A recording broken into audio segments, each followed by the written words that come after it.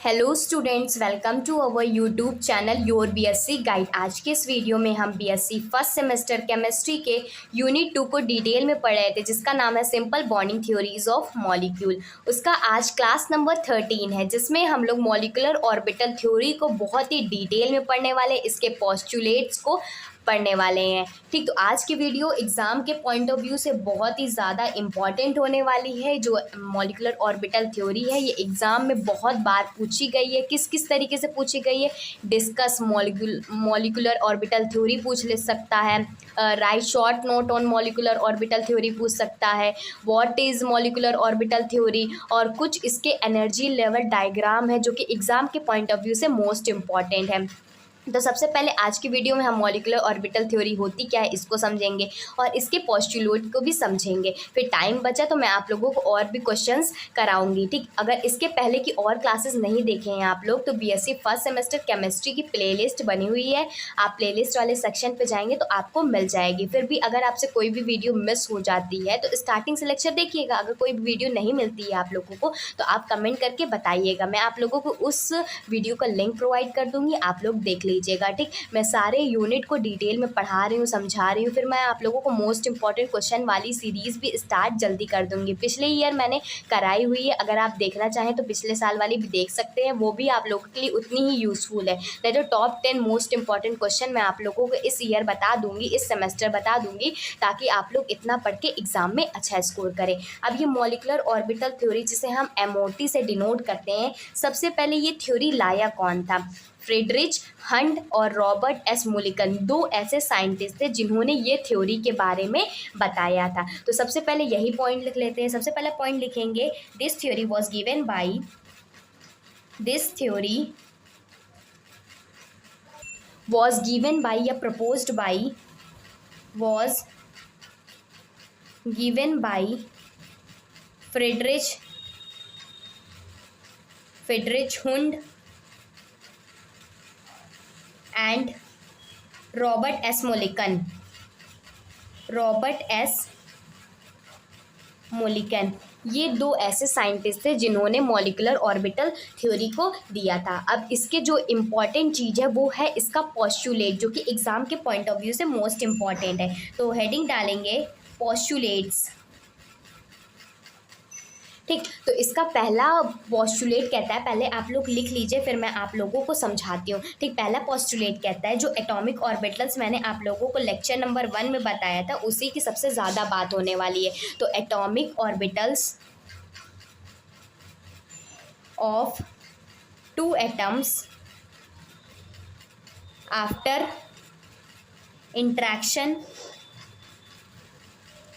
Interaction of overlapping form molecular orbital. मैंने short form में लिखा है एमओ को, और जहाँ पर मॉलिक्यूलर ऑर्बिटल थ्योरी लिखना होगा वहाँ पर एमओटी लिखेंगे। ठीक, तो इसमें क्या रहा है, एटॉमिक ऑर्बिटल ऑफ 2 एटम, दो अलग अलग एटम या दो सेम एटम भी हो सकते हैं। उसके जो एटॉमिक ऑर्बिटल्स होते हैं, एस का हो, पी का हो, डी का हो, एफ का हो, कोई भी एटॉमिक ऑर्बिटल्स हो सकता है, जब वो इंटरैक्ट करते हैं, ओवरलैपिंग करते हैं, तो वही हमारे मॉलिक्यूलर ऑर्बिटल बनाते हैं। ठीक, और जब इसके न्यूक्लियाई पास में होने चाहिए, देखिए हमने मान लिया एस का ऑर्बिटल है। ठीक, 2 एस का ऑर्बिटल है जिसने ओवरलैपिंग करी और हमारा फाइनली हमारे पास ये बन करके आ गया। तो यही जो एटॉमिक ऑर्बिटल है, 2 एटम के जब इंट्रैक्शन करते हैं, ओवरलैपिंग होती है, तो ये एक मॉलिक्यूलर ऑर्बिटल बनाते हैं। ठीक, पहला पोस्टुलेट आप लोगों को समझ में आ गया। अब इसमें दूसरा पोस्टुलेट कहता है, जितने हमारे पास एटॉमिक ऑर्बिटल जोड़े जाएंगे, अगर 2 जोड़ा गया तो टोटल मॉलिक्यूलर ऑर्बिटल 2 बनेंगे। तो यही चीज़ कह रहा है, जितने और एटॉमिक ऑर्बिटल कंबाइन होंगे उतने मॉलिक्यूलर ऑर्बिटल फॉर्म होंगे। तो नेक्स्ट पॉइंट ये लिख लीजिएगा, total atomic orbital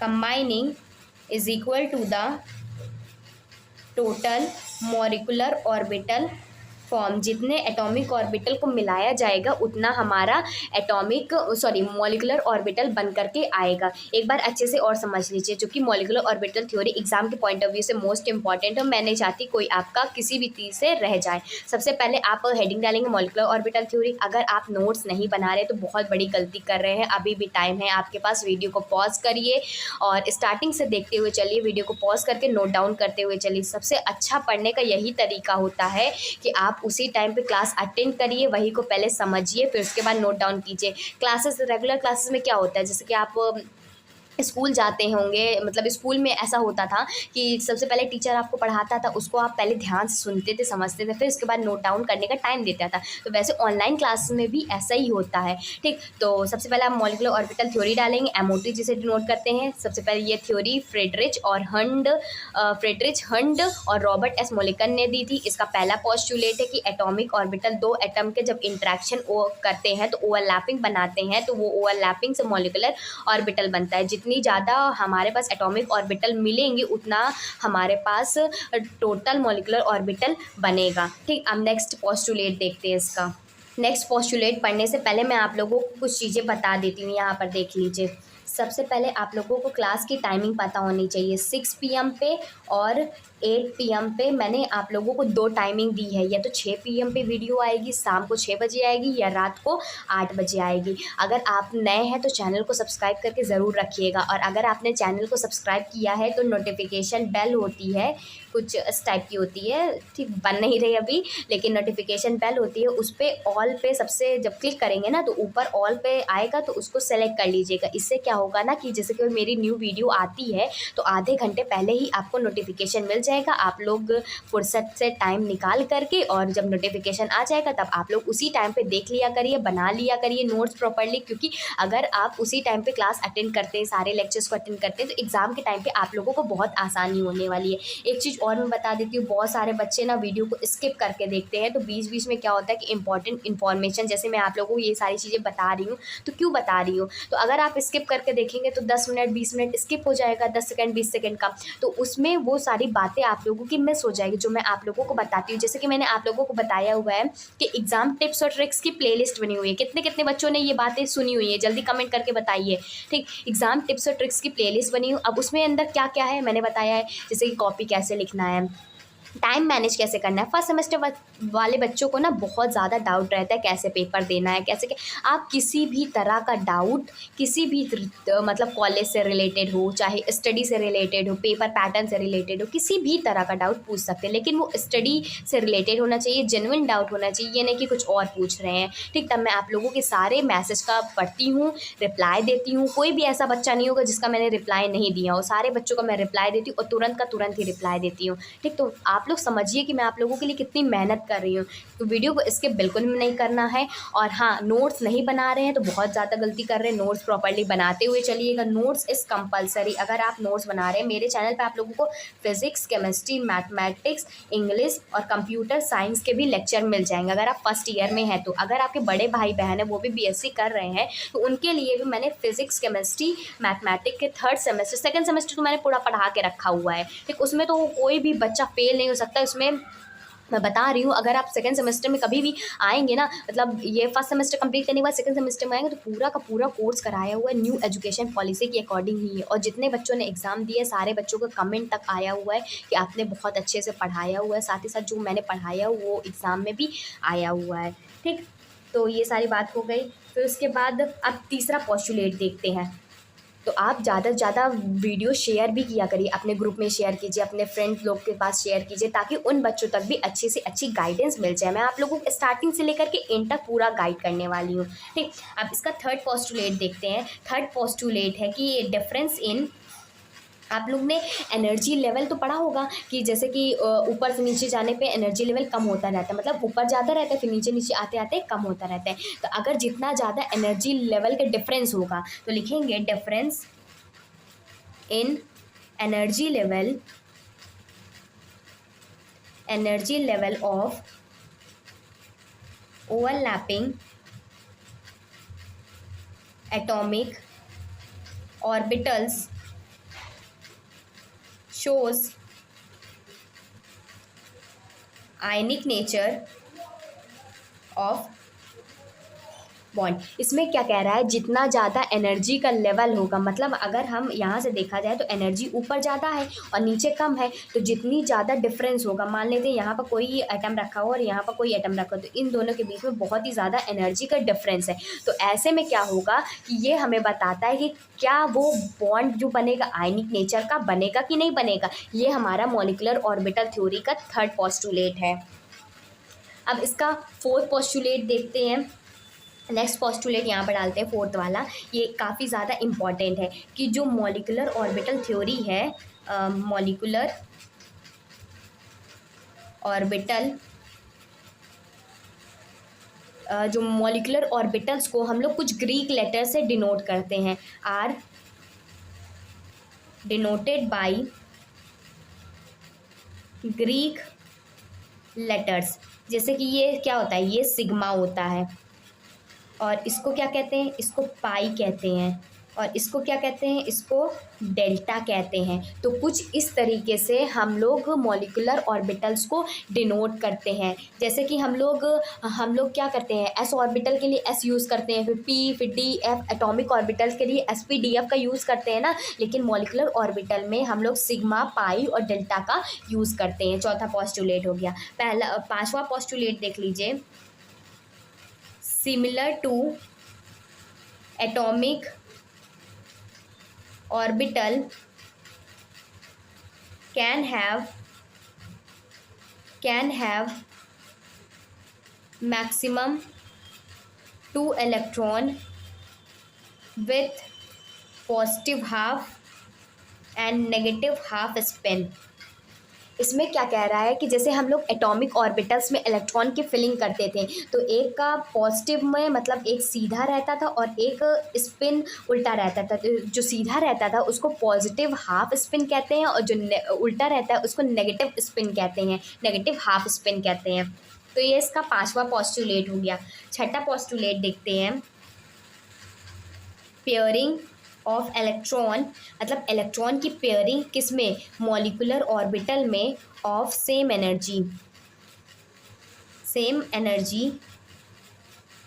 does not occur till each orbital